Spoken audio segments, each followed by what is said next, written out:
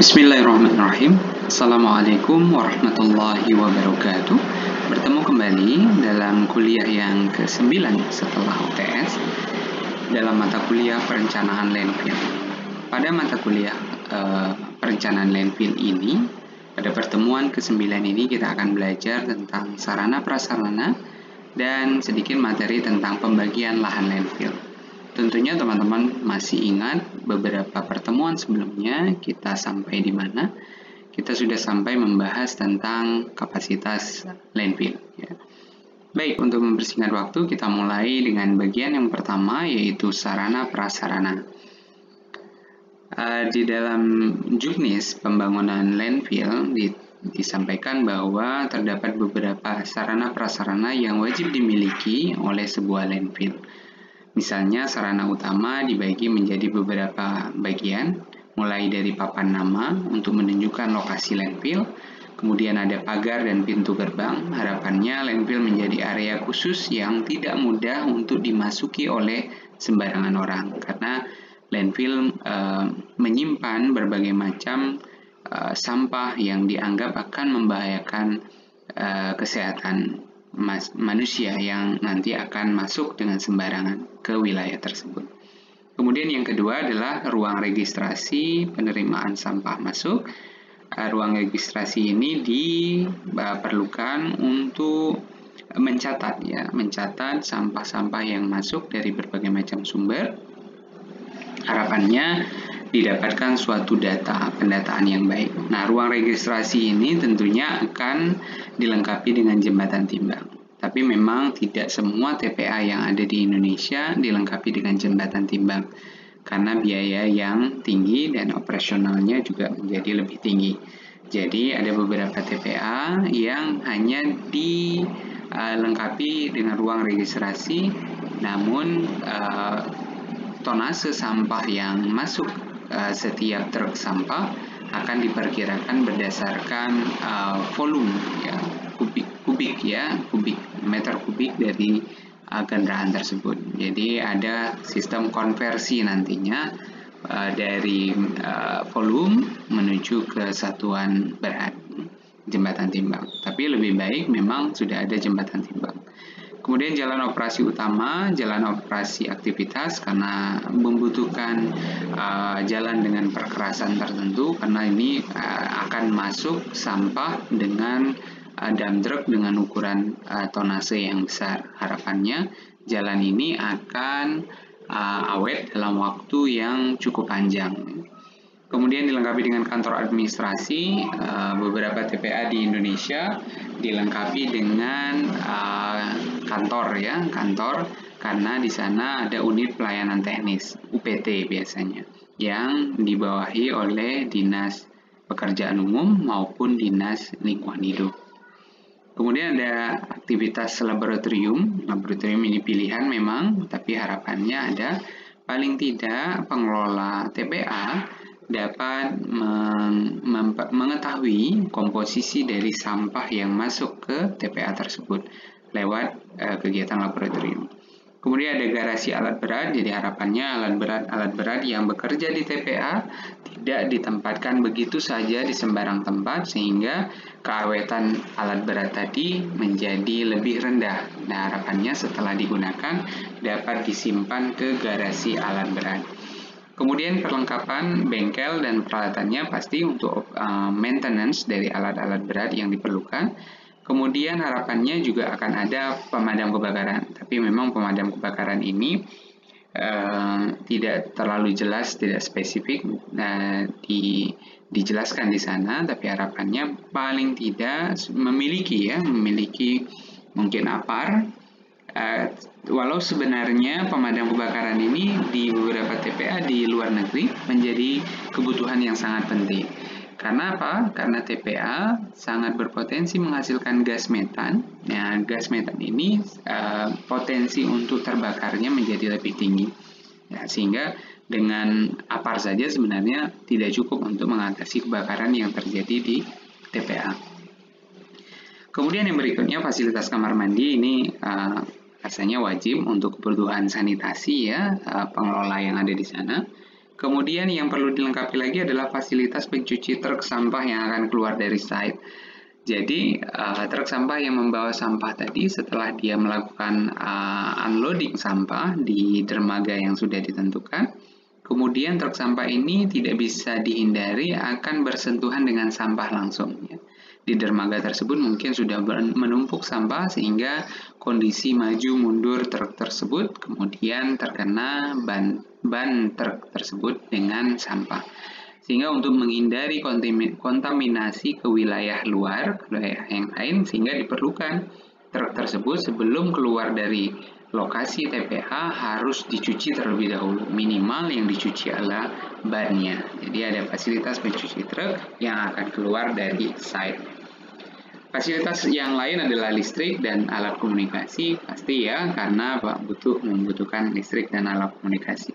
Kemudian area transit untuk sampah atau limbah B3 jika suatu kota tersebut sudah menerapkan sistem pemilahan limbah B3 sejak dari sumber, sehingga limbah B3 akan diturunkan dan disimpan, kemudian nanti akan dilanjutkan oleh pihak yang lain, tapi tanpa dimasukkan ke dalam landfill tadi. Kemudian yang berikutnya adalah area pengomposan. Area pengomposan harapannya sampah-sampah dari berbagai macam sumber, terutama dari yang pertama adalah pasar misalnya, kemudian hasil sapuan jalan, ini sangat mungkin untuk dimasukkan ke area pengomposan. Karena apa? Mengandung bahan organik, daun, kemudian sayur mayur, sangat mungkin untuk dibuat pengomposan. Nah, dengan adanya area pengomposan di TPA, harapannya pengolahannya menjadi lebih optimal, tidak semata-mata untuk diuruk saja di lahan landfillnya. Dan yang berikutnya adalah area daur ulang sampah. Nah, harapannya sistem pemilahan akan berlangsung minimal ya, tidak semua truk yang masuk dilakukan pemilahan karena memang membutuhkan effort yang sangat besar. Tapi harapannya di beberapa lokasi truk yang bersumber dari lokasi-lokasi yang sudah diidentifikasi bahwa menghasilkan, dia berpotensi menghasilkan sampah-sampah yang dianggap memiliki tingkat daur ulang yang tinggi, kardus, botol, plastik, dan seterusnya. Misalnya berasal dari beberapa pusat perdagangan ya. Misalnya kalau Jogja ya berasal dari sampah yang berasal dari Malioboro, dari pasar Beringharjo misalnya, atau lain sebagainya. Jadi sudah teridentifikasi truk mana saja mengangkut dari mana dan kapan waktunya terang. Kemudian yang terakhir adalah yang paling besar areanya yang kita sudah bahas di pertemuan yang lalu adalah area pengurukan dengan model sanitary landfill atau control landfill ya. Nah, sarana prasarana yang lain adalah yang bagian yang kedua adalah terkait dengan proteksi lingkungan ya. Yang di bagian dasar sudah kita bahas, berarti di TPA tersebut harus dilengkapi dengan sistem liner yang baik itu menggunakan tanah lempung ya, clay, karena permeabilitasnya memenuhi sehingga tidak perlu menggunakan geomembran. Atau pilihannya di wilayah tersebut, di area tersebut tidak memenuhi tingkat permeabilitas yang diharapkan sehingga diperlukan sistem geomembran. Kemudian sistem penutup ya. Sistem penutup kalau ini di bagian dasar TPA, sistem penutup artinya apa? Ada beberapa kriteria. Yang pertama adalah penutup harian. Jadi setelah operasional TPA kemudian perlu ditutup dulu sebelum dimulai kembali di keesokan harinya. Atau penutup di antara sel satu dengan sel yang lain, sehingga sampah tidak lagi terlihat dan potensi menimbulkan vektor penyakitnya menjadi lebih rendah. Yang berikutnya adalah drainase untuk mencegah masuknya air. Nah, harapannya air hujan, terutama air hujan yang jatuh ke area landfill dapat seminim mungkin masuk ke dalam sistem pengelolaan lindi air dari sampah tadi. Harapannya begitu ya. Karena apa? Begitu masuk lebih banyak air hujan ini, maka beban operasional dari pengolahan lindi menjadi lebih besar. Nah, harapannya sistem drainase ini akan terpisah terpisah dengan sistem pengolahan lindi. Jadi drainase akan dikelola layaknya sistem drainase pada lokasi yang lain. Kemudian yang berikutnya adalah pengolahan lindi. Pengolahan lindi ini juga sangat penting yang untuk memastikan supaya lindi dapat kembali ke badan air tapi dalam kondisi yang sudah diperbolehkan ya, sudah memenuhi baku mutu. Kemudian ada pengendali gas bio. Ya, mengapa ada pengendali gas bio? Karena potensi dihasilkannya gas bio dari TPA itu sangat besar. Karena apa? Karena ada proses aktivitas mikroorganisme di sana, sehingga apa? Sehingga berpotensi sekali untuk menghasilkan gas-gas metan. Nah, baik itu gas metan yang siap untuk diolah di beberapa lokasi TPA yang ada di Indonesia, ataupun yang dirilis ke udara, yang berupa hanya kolom-kolom perpipaan saja, kemudian dilepaskan ke udara.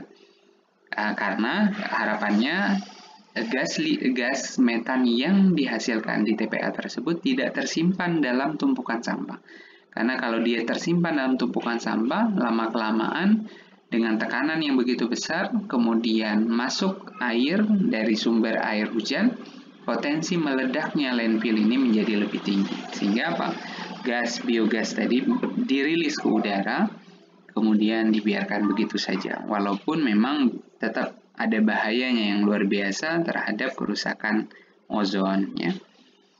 Nah, yang berikutnya proteksi lingkungan adalah stok tanah penutup. Jadi TPA yang baik, TPA yang menyediakan tanah penutup untuk operasionalnya. Jadi ada stockpile ya, stok tanah penutup yang siap untuk diangkut menuju ke lokasi pengurukan. Nah, ini menjadi kesulitan besar di beberapa TPA yang ada di Indonesia, mayoritasnya. Kemudian jalur hijau untuk penyangga, harapannya aktivitas operasional TPA tidak akan mengganggu atau minim gangguan yang ditimbulkan terhadap aktivitas yang ada di sekeliling TPA karena sudah tertutupi oleh area hijau atau green belt. Lainnya adalah pengendali vektor dan pengurang bau. Beberapa TPA sudah menggunakan ini, misalnya menggunakan disinfektan, kemudian menggunakan beberapa pengendali lain yang bersifat alami. Nah, mudah-mudahan teman-teman dapat memahaminya dengan baik ya. Nah, ini ada beberapa skenario yang ada di sana yang berwarna hijau, skenario yang diinginkan. Upaya 3R berjalan dengan baik itu di sumber maupun di TPA. Sebagian besar ini tersebutkan di sini ada salah satu TPA yang dikerjakan ya. Sebagian besar sampah yang menuju ke TPA dengan menggunakan sistem pengomposan, TPA disiapkan dengan baik, operasional TPA dengan sanitary landfill. Tapi skenario buruknya adalah jumlah sampahnya setelah dihitung diproyeksikan ternyata mencapai kondisi yang maksimum ya, sehingga potensi penuhnya menjadi lebih tinggi.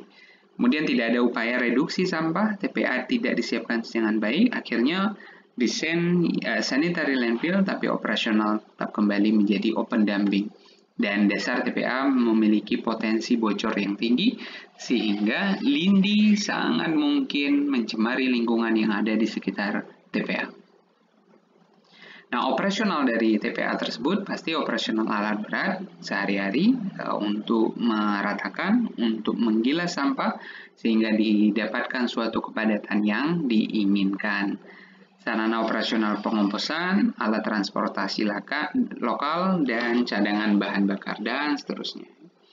Ini ada beberapa perbandingan, tentunya teman-teman masih ingat ya. Masih ingat terhadap perbedaan antara kontrol landfill dan sanitary landfill. Yang di kelas, beberapa pertemuan yang lalu kita sudah membahas paling gampang untuk operasional kontrol landfill dari segi waktu penutupannya dibandingkan dengan sanitary landfill. Tapi pada pertemuan ini kita akan membahas ternyata ada perbedaan antara sarana prasarana yang dimiliki oleh kontrol landfill dan sanitary landfill. Misalnya yang pertama adalah dasar landfill menuju suatu titik tertentu. Jadi ada kemiringan tertentu yang dibuat menuju ke lokasi terendah. Terendahnya yaitu apa? Ya, betul. Lokasi pengolahan lindi ya. Itu adalah lokasi yang terendah sehingga secara gravitasi lindi tersebut bisa mengalir menuju ke tempat pengolahannya. Pada sistem kontrol landfill, tanah di setempat dipadatkan, liner dasar dengan tanah permeabilitas rendah dipadatkan 2 kali 25 cm. Bila perlu digunakan geomembran dengan bahan HDPE ya.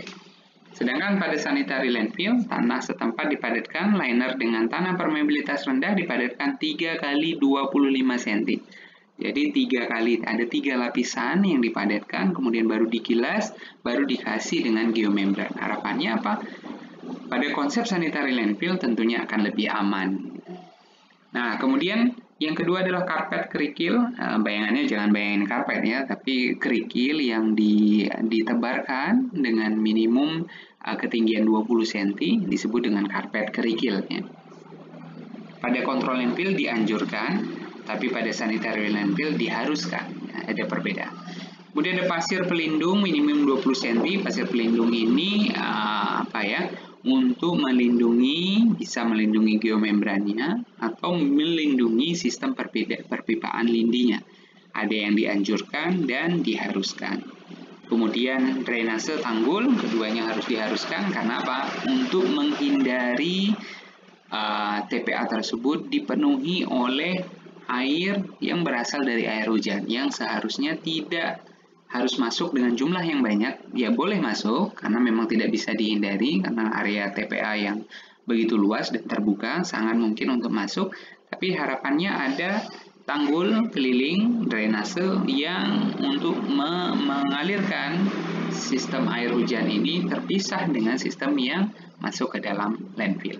Lindi ya, pengolahan lindi. Jadi nomor 4 dan nomor 5 itu harus di kedua sistem. Kita lanjut ke nomor 6 yaitu pengumpul lindi ya. Minimal ada saluran kerikil. Jadi tidak dibuat sistem perpipaan di bagian bawah. Tetapi kalau di dalam sanitary landfill ada sistem saluran dan pipa perforasi. Jadi pipa-pipa yang dilengkapi dengan sistem orifice. Masih ingat ya, orifice yang muncul istilahnya pertama kali mungkin di dalam mata kuliah satuan operasi. Jadi pipa lateral yang dihubungkan ke pipa manifold yang sudah dilengkapi dengan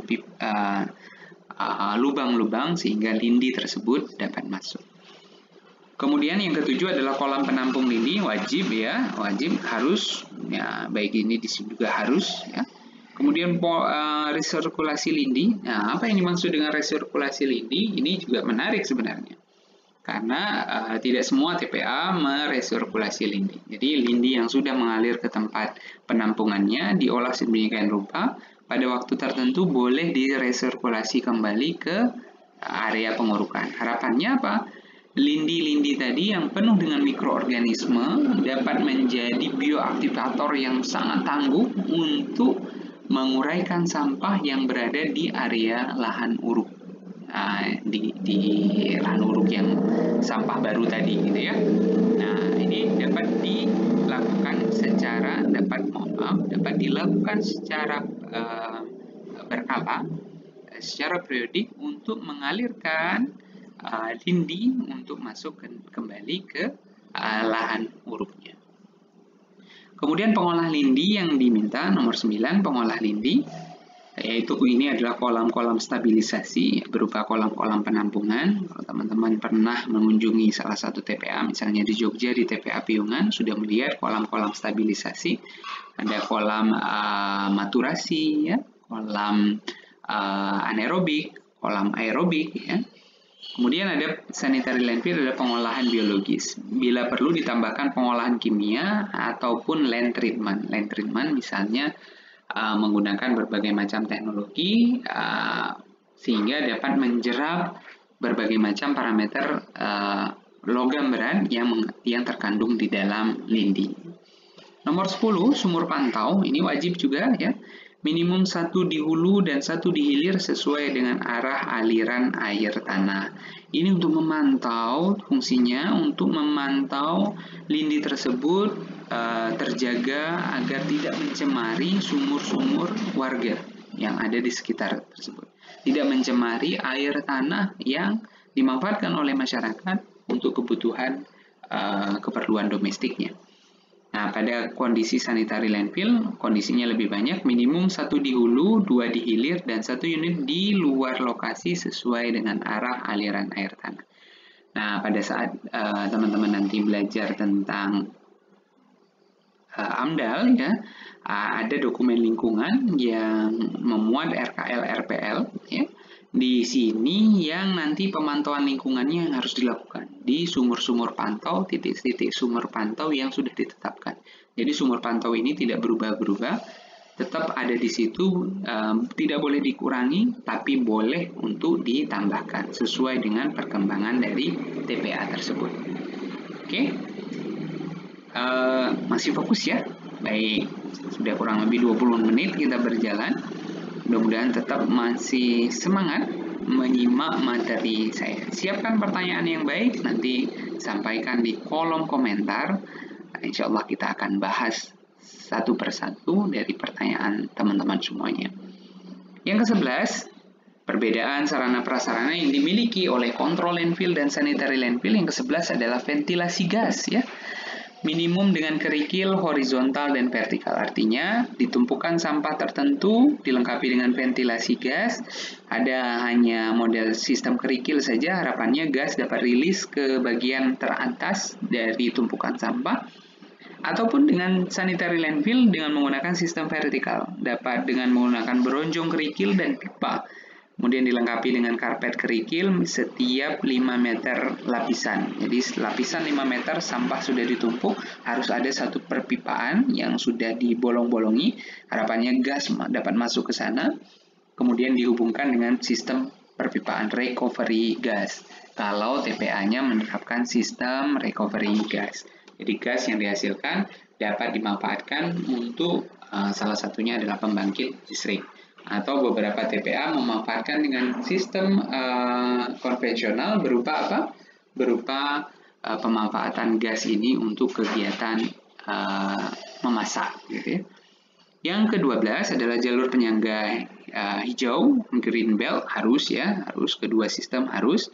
Kemudian yang ke-13 adalah tanah penutup rutin. Nah, ini baru kelihatan ya, minimum 7 hari.